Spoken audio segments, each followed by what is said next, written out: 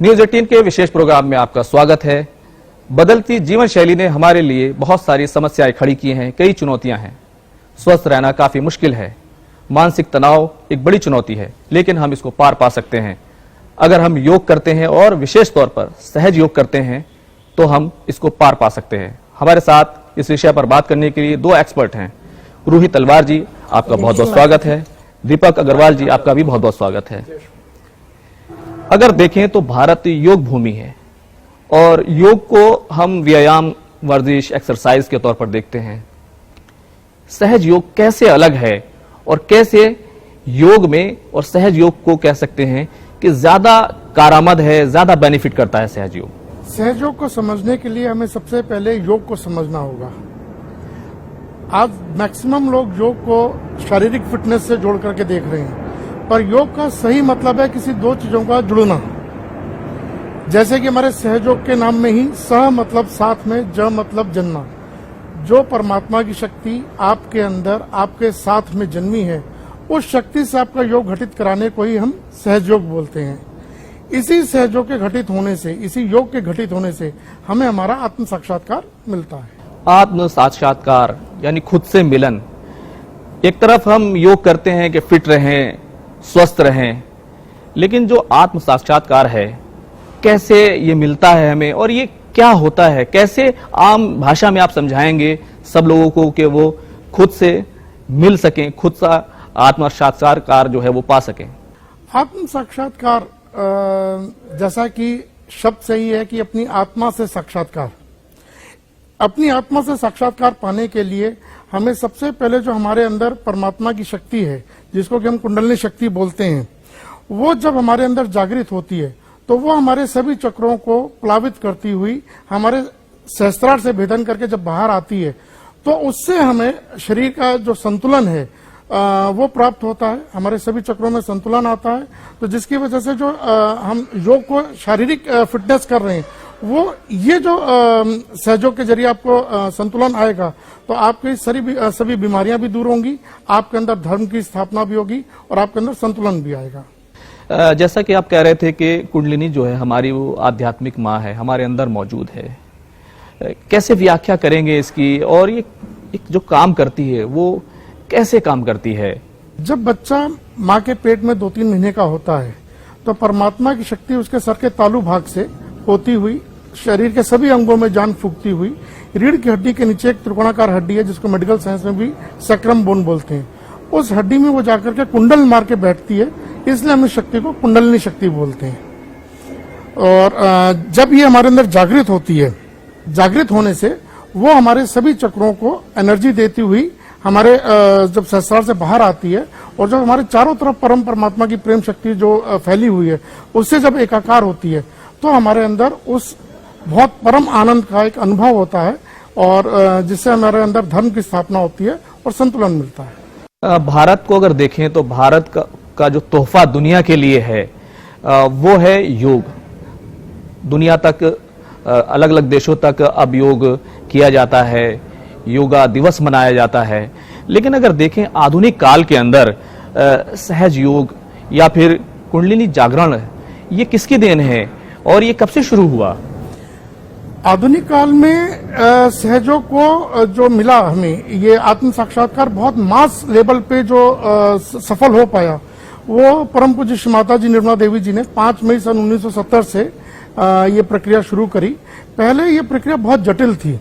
ये एक गुरु एक शिष्य की परंपरा चलती थी। राजा जनक ने नचिकेता को आत्म साक्षात्कार दिया, नानक ने मर्दाना को आत्म साक्षात्कार दिया, नाथपंथियों ने एक गुरु एक शिष्य की प्रथा रही। बट इसको मास लेवल पे सामूहिक चेतना जो है वो श्री माता जी ने 5 मई सन 1970 को सहयोग की स्थापना करके शुरू करी। माता जी ने इसकी स्थापना की, आज इतने बरस हो भी गए हैं। तो श्री माता निर्मला जी ने जब इसकी शुरुआत की थी तो फिर क्या, किस तरीके से आप उनके बारे में बताएंगे, क्योंकि ताकि तमाम लोग जान सकें कि एक इतना बड़ा तोहफा जिससे आप मानसिक तौर पर स्वस्थ रह सकते हैं, जिन्होंने दिया है, उनके बारे में थोड़ा बताइए। श्री माता जी के बारे में बताने के लिए मैं आदिगुरु शंकराचार्य का एक कोट आपको बताता हूं कि आदिगुरु शंकराचार्य ने बोला कि जब भी आपको आपका आत्म साक्षात्कार प्राप्त होगा, तो वो सिर्फ एक देवी माँ की कृपा से ही प्राप्त होगा, जिसको उन्होंने श्री आदिशक्ति बताया कि जो 3 शक्तियों की देवी होंगी, त्रिगुणात्मिका होंगी, 3 माँ के गुण एक ही माँ में होंगे। तो उन्होंने बताया कि जब आपके अंदर शलीलम शलीलम चैतन्य आएगा, जब आपकी कुंडली जागृत होगी, जब आपको आत्म साक्षात्कार मिलेगा उनकी कृपा से, तो उनके सामने आपको हाथ खोलते ही आपके पूरे शरीर पर आपको शलीलम शलीलम चैतन्य महसूस होगा। और वही आज हम जब श्री माता जी के सामने बैठते हैं और अपने हाथ खोलते हैं, तो हमारे अंदर की जब कुंडली शक्ति जागृत होती है उनकी कृपा से, तो वो हमारे को शलीलम शलीलम चैतन्य जब हमें अनुभव होता है, तो यही वो प्रमाण है कि श्री माता जी इस समय श्री आदिशक्ति के रूप में आई हुई है। कुंडलिनी जागरण खास तौर से और फिर सहज योग कैसे जब हम ये करते हैं, आप लोग इतने समय से कर रहे हैं, आपने खुद इसको बरता है, एक्सपीरियंस किया है, तो कैसे हमारा जो शरीर है, हमारी जो आत्मा है, वो बिल्कुल संतुलन में आ जाती है और जो हमारी परेशानियां हैं, समस्याएं हैं, वो दूर होती हैं? इसके लिए हमें इसका समझना होगा कि जब बच्चा पैदा होता है तब वो शक्ति, जैसा कि हमने आपको पहले बताया कि उसकी रीढ़ की हड्डी के नीचे जाकर त्रिकोणाकार अस्थि में जाकर के बैठती है, पर वो बच्चा धीरे धीरे जब बड़ा होता है और जब उसके अंदर एक ईगो आता है, जब उसके अंदर संस्कार आते हैं, तो धीरे धीरे हम देखते हैं कि उसका सर का ये जो भाग होता है वो कैल्सिफाइड होने लगता है। जब बच्चा पैदा होता है ये हिस्सा बहुत नरम होता है, पर वो धीरे धीरे परमात्मा से कनेक्शन उसका कम होने लगता है और सांसारिक चीजों से उसका कनेक्शन ज्यादा होने लगता है। तो फिर हमारे अंदर 2 तरह के गुण डेवलप होते हैं। एक होता है कि हम बहुत ज्यादा भूतकाल की तरफ विचार करते हैं और बहुत भावनात्मक पहलू में चले जाते हैं। एक होता है कि हम अतिकर्मी बन जाते हैं और हर समय हम भविष्य की प्लानिंग करते हैं। तो जब हम बहुत ज्यादा भावनाओं में होते हैं या बहुत ज्यादा भूतकाल के बारे में सोच रहे होते हैं, तो जो हमारी रीढ़ की हड्डी है इसके अंदर मुख्यतः 3 नाड़ियां होती हैं, ईड़ा, पिंगला, सुषुम्ना। तो जब हम भूतकाल के क्रिया को बहुत ज्यादा इस्तेमाल करते हैं तो ईड़ा नाड़ी में खिंचाव आता है, ईड़ा नाड़ी लेफ्ट की तरफ खिंचती है। और जब हम बहुत ज्यादा अतिकर्मी होते हैं तो हमारी पिंगला नाड़ी राइट साइड की तरफ खींचने लगती है। तो ये जो कुंडली हमारे अंदर जागृत होती है, तो जैसे ये रीढ़ की हड्डी है हमारी, तो ये हमारी होगी ईड़ा नाड़ी, ये होगी पिंगला नाड़ी। तो जब कुंडली जागृत होती है तो इसके बीच में से निकलती है, तो जो खिंचाव होता है ईड़ा और पिंगला का, इसको वो संतुलन कर देती है। जैसे ही ये संतुलन में आता है वैसे ही हमारी सारी बीमारियां दूर होने लगती हैं, हमारे अंदर शांति स्थापित होने लगती है, हमारे अंदर कह सकते हैं धर्म स्थापित होने लगता है। आप कह रहे हैं कि हमारी जो मानसिक समस्याएं हों या फिर शारीरिक समस्याएं हों, वो सहज योग करने से वो समाप्त होती हैं, वो खत्म होने लगती हैं। ये कैसे होता है और ये क्यों होता है? जैसे कि अभी मैंने आपको बताया कि हमारी जब ईड़ा नाड़ी जब लेफ्ट की ओर खिंचती है तो हमें इसमें सारी मानसिक बीमारी हमारी ईड़ा नाड़ी की तरफ खींचने से होती है। और जब पिंगला नाड़ी हम बहुत ज्यादा इस्तेमाल करते हैं तो वो दाहिनी तरफ खींचने से हमारी सारी शारीरिक बीमारियां होती हैं। तो ये जब कुंडलनी हमारे को इन दोनों नाड़ियों के बीच में से एक सूत्र में परोती ऊपर उठती है, तो इन दोनों नाड़ियों के बैलेंस करने से ये हर तरह की मानसिक बीमारी और शारीरिक बीमारी दूर होती है। लंबे समय से यहाँ पर सहज योग होता रहा है। किस तरीके से जो यहाँ पर लोग आते हैं और जो इसमें शामिल होते हैं सहयोग में, उनको किस तरीके के फायदे होते हुए आपने खुद देखे हैं, खुद आप लोग कर रहे हैं? उनमें संतुलन होता है, प्रेम भाव होता है और शांति होती है। दुनिया भर में शांति की जरूरत होती है और एक अच्छा माहौल होता है, तो शांति में लोग विकसित होते हैं, देशों में विकास होता है। तो विश्व शांति के लिए और फिर अपनी शांति के लिए भी किस तरीके से लोग जुड़ सकते हैं सहज योग से? यही बात समझनी होगी कि सिर्फ शांति की बड़ी बड़ी बातें करने से या शांति के लिए बड़े बड़े ऑर्गेनाइजेशन बनाने से शांति नहीं आएगी, शांति स्थापित नहीं होगी। शांति स्थापित करने के लिए सबसे पहले जो लोग भी शांति की बात कर रहे हैं उनके अंदर शांत होना होगा, उनको अपने अंदर से शांत होना होगा। पर वो होगा कैसे? जब तक कि हम अपनी आत्मा के प्रति समर्पित नहीं होते, जो शांति जो हमारी आत्मा से बह रही है, जब तक कि हम उसका अनुभव नहीं करते, तब तक हमें शांति का सही अर्थ ही नहीं मालूम। तो उस शांति के अनुभव को प्राप्त करने के लिए, उस शांति के अनुभव को हम दूसरा नाम बोल सकते हैं अपना आत्म साक्षात्कार पाना। बिना आत्म साक्षात्कार पाए आप शांति की बात नहीं कर सकते और शांति को स्थापित नहीं कर सकते। सबसे पहले शुरुआत हम सबको अपने अंदर से करनी होती है। हम अपने आप के अंदर शांति स्थापित करेंगे, वही फिर हमारे परिवार में आएगी, वो हमारे समाज में आएगी, वो देश में आएगी, वो दुनिया में जाएगी। तो सबसे पहले इंसान को खुद परिवर्तित होना होगा। माता जी श्री निर्मला देवी जी का हम 100वां जन्म दिवस मना रहे हैं। एक लंबा समय है, लेकिन उनका संदेश क्या है? किस तरीके से इस लंबे समय में उनके जरिए से उन्होंने जो तोहफा दिया है उससे लोगों को बेनिफिट हुआ है, तो उनका आखिर संदेश क्या है? 100वें जन्मदिन पर श्री माता जी का संदेश ये था that everyone should get their self-realization. It is a protection of the divine. As example, in Wuhan, China में जब कोविड हुआ था तो श्री माता जी का वहाँ बहुत बड़ा एक सेंटर है जहाँ पे सहज योगा प्रैक्टिस होता है। वहाँ पे 36 नर्सेस काम करती हैं हॉस्पिटल में और वो कोविड पेशेंट्स को ट्रीट कर रही थी with mother's protection. Shri Mata जी की प्रोटेक्शन से उन 36 नर्सेस को 2 साल में एक भी नर्स को कोविड नहीं हुआ। यहाँ पर समय हो गया है एक छोटे से ब्रेक का, कहीं जाइएगा मत, बहुत जल्द लौट कर आते हैं।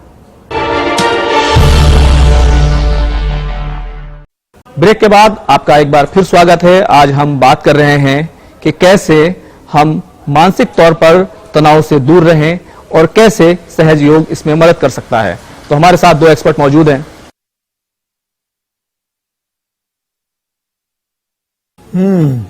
आत्म साक्षात्कार क्यों प्राप्त किया जाए, बहुत महत्वपूर्ण बात है समझने की। अगर हमारे सामने परमात्मा आ जाएं और वो आपको आशीर्वाद भी दें तो आप मांगेंगे क्या? जब तक कि हमको हमारा आत्म साक्षात्कार प्राप्त नहीं होगा तब तक हमें ये ज्ञान भी नहीं होगा कि हमें परमात्मा से मांगना क्या है। एक बार बहुत पुरानी बात है कि काशी में बहुत सारे संत इकट्ठा हुए। वहां पर शिवाजी के गुरु रामदास स्वामी जी भी गए और वहां पर जब रामदास स्वामी जी के पास सब लोग मिलने के लिए आए तो इतने में एक हल्ला हुआ कि एक संत जो है वो गंगा नदी को पैर से क्रॉस कर रहा है। गंगा नदी के ऊपर वो चल करके पूरा नदी को क्रॉस करता है, एक साइड से दूसरी साइड जाता है, दूसरी साइड से पहली साइड आता है। तो ये हुआ कि ये बहुत बड़ा संत है, जल के ऊपर चल रहा है, नदी के ऊपर चल रहा है, तो चल सकता है। हाँ, तो रामदास स्वामी जी उसके पास गए और उसने रामदास स्वामी जी को देखा, प्रणाम करा और उसने बताया कि मैंने बहुत सैकड़ों साल तपस्या करके और ये आशीर्वाद प्राप्त किया, ये सिद्धि प्राप्त करी। तो रामदास स्वामी जी ने कहा कि तुमने इतने साल तपस्या करी और इतने साल तपस्या करके तुमने मांगा क्या? सिर्फ 25 पैसे। तो वो चौंक गया। तो उन्होंने कहा कि जो तुमने इतने साल तपस्या करके हासिल करी ये सिद्धि, ये मैं किसी भी नाव वाले को 25 पैसे देकर के गंगा क्रॉस कर सकता हूं। तो हमें ये भी मालूम तभी चलता है जब हमको हमारा आत्म साक्षात्कार मिलता है कि हमें परमात्मा से मांगना क्या है। जब तक कि हम उससे नहीं जुड़ते तब तक हमें सही और गलत का ज्ञान ही नहीं होता। हमें आत्म साक्षात्कार मिलने के बाद ही सही और गलत का ज्ञान होता है। हम अपने गुरु स्वयं बन जाते हैं, हमें किसी को गुरु नहीं बनाना होता, हमारी आत्मा ही हमारी गुरु बन जाती है। हमें कोई किताबें नहीं पढ़नी होती, कोई किताबों का अपना गुरु नहीं बनाना होता। हमें हर क्वेश्चन का आंसर लेने के लिए कहीं अपने गुरु के पास नहीं जाना होता, क्योंकि आत्म साक्षात्कार पाने के बाद आप अपने स्वयं के गुरु बनते हैं।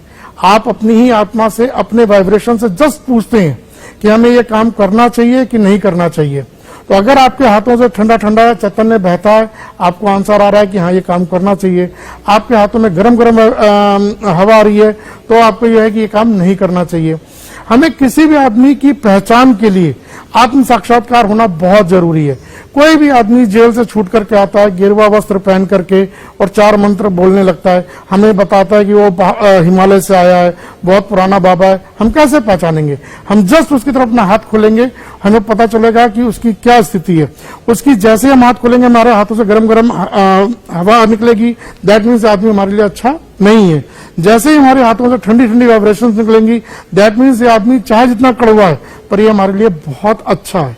तो अपनी हर उस चीज के लिए जहां पर आपकी बुद्धि आपका प्रश्न का आंसर नहीं दे सकती, उस प्रश्न के आंसर के लिए आपको आत्म साक्षात्कार पाना बहुत जरूरी है। जैसे कि आप बता रही थी कि सहज योग भारत में नहीं बल्कि विदेशों तक पहुंचा है, विदेशों की धरती पर है।